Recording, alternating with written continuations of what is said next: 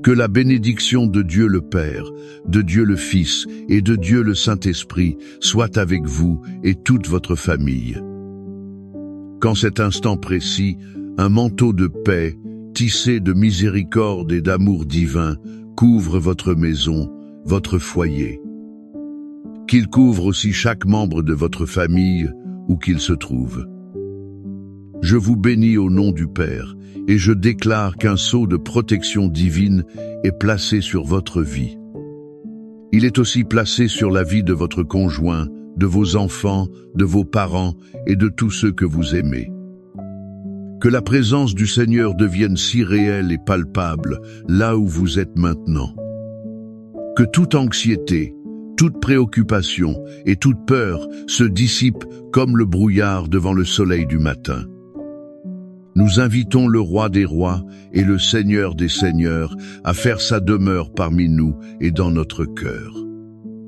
Qu'il établisse un sanctuaire d'adoration, un espace sacré où les miracles se produisent et où les familles sont restaurées pour la gloire de son saint nom. Au nom du Seigneur Jésus-Christ, par le pouvoir qui nous a été conféré en tant que fils et filles du Dieu Très-Haut, nous nous levons en autorité spirituelle.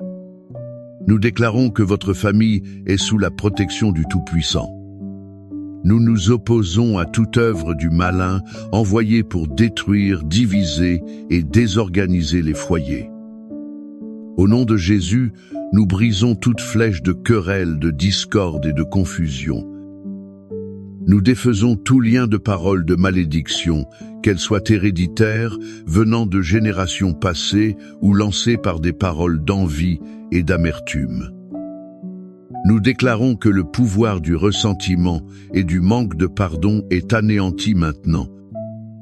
Par le sang de Jésus, nous annulons toute attaque spirituelle dirigée contre l'esprit de vos enfants.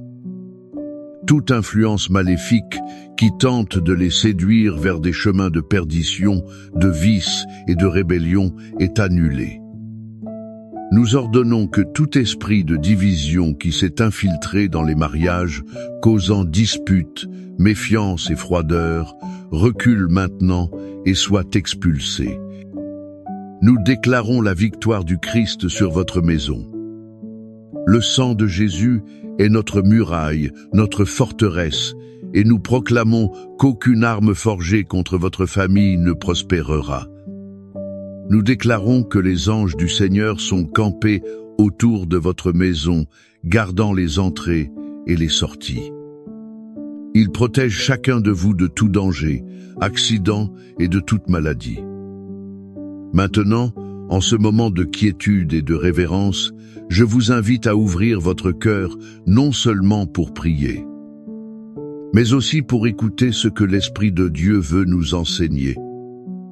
Il y a une histoire au cœur de la Bible, racontée par Jésus lui-même, qui vibre de la douleur, de l'espoir et de la rédemption d'une famille. C'est l'histoire que l'on trouve dans Luc chapitre 15, que nous connaissons comme la parabole du Fils prodigue, mais qui, en réalité, est la parabole du Père miséricordieux. Imaginez la scène avec nous. Il y avait un père et deux fils. Le plus jeune fils, impatient et désireux d'un monde qu'il imaginait plein de plaisir et de liberté, arrive devant son père. Il lui fait une demande qui, dans cette culture, équivalait à souhaiter la mort de son propre père. « Père, donne-moi la part des biens qui me revient. » Ressentez un instant la douleur dans le cœur de ce père. Il ne discute pas, il ne l'emprisonne pas. Le cœur brisé, il consent, divise l'héritage et voit son fils bien-aimé partir pour une terre lointaine. Là, bas, loin des yeux et de la protection de son père, le jeune homme dilapide tout ce qu'il a reçu dans une vie d'excès. La liberté dont il rêvait tant se révèle être la plus cruelle des prisons, la prison de la solitude, de la misère et de la faim. La Bible dit qu'il est tombé si bas qu'il souhaitait manger la nourriture que mangeaient les porcs. Pour un jeune juif, s'occuper des porcs était déjà la plus grande des humiliations. Imaginez son angoisse, son repentir. C'est au fond du gouffre, à l'endroit de la plus grande honte, qu'il revint à lui. Il se souvint de la maison de son père. Non pas de la richesse, mais de la dignité. Même les serviteurs de mon père ont du pain en abondance, et moi ici, je meurs de faim. Et à ce moment-là, il prend la décision qui allait tout changer. Je me lèverai et j'irai vers mon père. Pendant ce temps, imaginez le père. Jour après jour, il marchait jusqu'à la route, forçant sa vue, cherchant à l'horizon un signe de son fils parti. Son cœur de père n'a jamais abandonné, son espoir n'est jamais mort. Et puis, un jour, il voit une silhouette au loin. Mal habillé, sale, maigre, mais le cœur du père le reconnaît immédiatement. La Bible nous donne le détail le plus émouvant, et comme il était encore loin, son père le vit. Il fut ému de compassion et, courant, se jeta à son cou et l'embrassa. Le père, figure d'honneur et d'autorité, n'attendit pas. Il courut. Il a brisé tous les protocoles, toute la dignité pour embrasser son fils perdu. Le fils tente de faire son discours de repentance répété. « Père, j'ai péché. » Mais le père le laisse à peine finir. Il crie au serviteur. « Apportez vite la plus belle robe. Mettez un anneau à son doigt et des sandales à ses pieds. Amenez le veau gras et préparez une fête. Car mon fils que voici était mort, et il est revenu à la vie. Il était perdu, et il a été retrouvé. » De cette histoire puissante, nous tirons des leçons qui sont un baume pour nos familles aujourd'hui. La première leçon est celle-ci. L'amour de Dieu pour votre famille est un amour qui attend et qui court à la rencontre. Peut-être êtes-vous ce père ou cette mère, regardant l'horizon de la vie, attendant le retour d'un fils ou d'une fille qui s'est éloigné. Votre cœur aspire à un lien, un mot, un signe de retour. Sachez que le Père Céleste comprend votre douleur et qu'il est lui-même en sentinelle, attendant. L'amour de Dieu ne se lasse pas, n'abandonne pas, n'impose pas de conditions pour accueillir à nouveau. Il voit le premier pas, si minime soit-il, et court dans notre direction. La deuxième leçon est qu'il y a toujours un chemin de retour à la maison. Pour ce fils, le chemin du retour a commencé par l'humilité. Il a reconnu son erreur, sa misère, et a décidé de revenir, même si c'était pour être traité comme un serviteur. Peut-être y a-t-il des domaines dans votre mariage, dans votre relation avec vos enfants, où l'orgueil a empêché la réconciliation. Peut-être sentez-vous que vous êtes allé trop loin, que l'erreur a été trop grande. Cette parabole est la garantie de Dieu pour vous. Il n'y a pas de péché, pas de distance, pas d'erreur que son amour ne puisse couvrir. Le chemin du retour est toujours ouvert pour un cœur humble et repenti. Êtes-vous prêt à faire le premier pas aujourd'hui? Et la troisième leçon, la plus transformatrice. Le pardon de Dieu non seulement absout, il restaure l'honneur et l'identité. Le Père n'a pas dit « D'accord, tu peux rester dans l'arrière-chambre ». Non. Il a donné la plus belle robe, ce qui signifiait l'honneur restauré. Il a donné l'anneau, qui était le symbole de l'autorité et de la filiation. Il a donné les sandales, car seuls les enfants libres portaient des chaussures. La fête était la célébration publique de sa réintégration dans la famille. Le pardon qui guérit une famille n'est pas seulement de dire « je te pardonne ». C'est un pardon qui s'active pour restaurer la dignité de celui qui a commis l'erreur.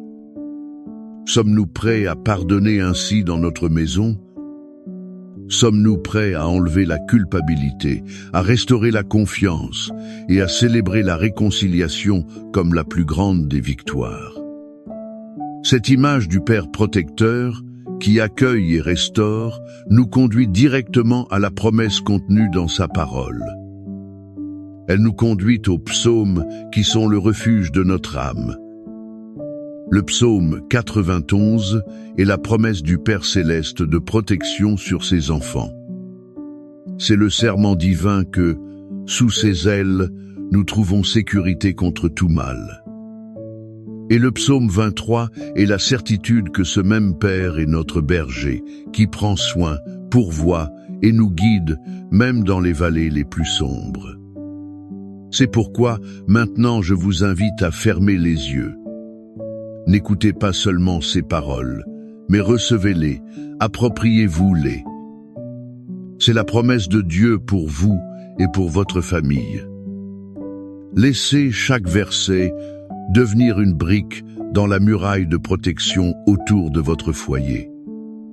Celui qui habite dans la retraite du Très-Haut reposera à l'ombre du Tout-Puissant.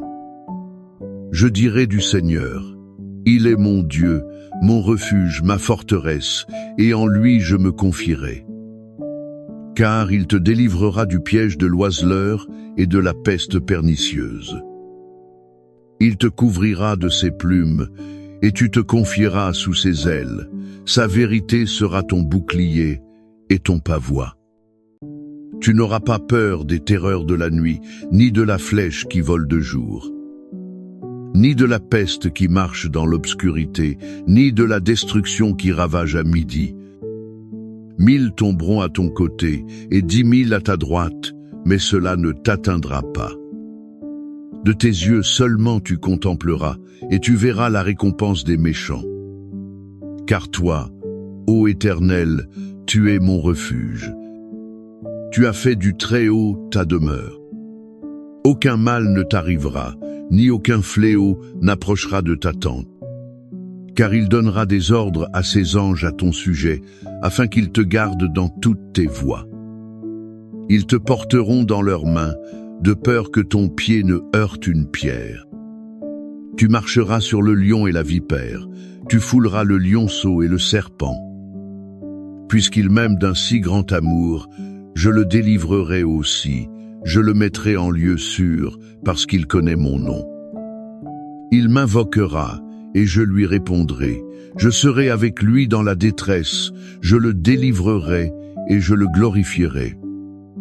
Je le rassasierai de longs jours, et je lui montrerai mon salut.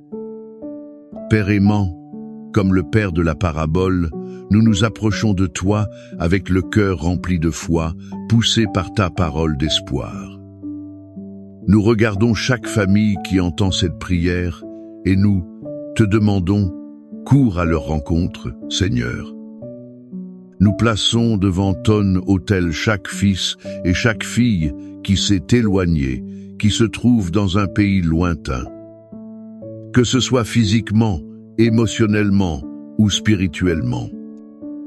Père, où qu'il se trouve, que le souvenir de ta maison, de ton amour, envahisse leur esprit maintenant. Que le Saint-Esprit les convainque du péché et leur montre le chemin du retour. Nous les couvrons de ton sang et déclarons qu'ils sont gardés de tout mal. Et que bientôt il y aura fête dans les cieux et sur la terre pour leur retour. Seigneur, nous prions pour les mariages blessés, pour les conjoints qui vivent comme des étrangers sous le même toit. Souffle ton esprit de réconciliation, brise les murs d'orgueil et de ressentiment. Restaure la communication, l'affection, l'alliance. Que le pardon qui restaure l'honneur coule abondamment entre mari et femme. Nous prions pour la guérison des relations entre parents et enfants, entre frères et sœurs. Là où il y a des querelles, des ressentiments et des paroles dures, que ton amour vienne comme un fleuve, purifiant, guérissant et unissant les cœurs en paix.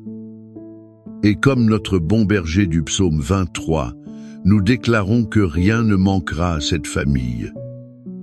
Ta provision financière arrivera.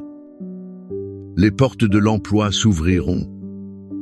Ta multiplication se manifestera dans le garde-manger et sur le compte bancaire. Notre pain quotidien ne manquera jamais à votre table. Nous étendons aussi ta main guérisseuse sur toute maladie, qu'elle soit dans le corps ou dans l'âme.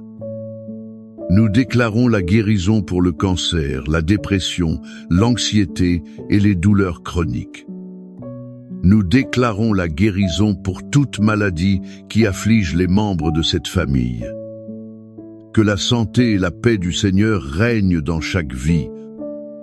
Maintenant, je vous invite à sceller cette prière par un acte de foi. Écrivez le nom de votre famille ou votre pétition spécifique ici dans les commentaires. Nous allons unir notre foi à la vôtre et chaque nom, chaque demande sera présenté devant le trône de la grâce. Il sera couvert par cette puissante prière de protection, d'unité et de restauration. Que le Seigneur vous bénisse et vous garde. Que le Seigneur fasse luire sa face sur vous et vous fasse grâce. Que le Seigneur tourne sa face vers vous et vous donne la paix. Que l'amour du Père qui accueille, la grâce du Fils Jésus qui restaure et la communion protectrice du Saint-Esprit soient sur votre vie et sur votre maison. Et sur toute votre famille, aujourd'hui et pour toujours. Et toute l'Église, toute la famille de Dieu, dit d'une seule voix, avec foi et gratitude. Amen.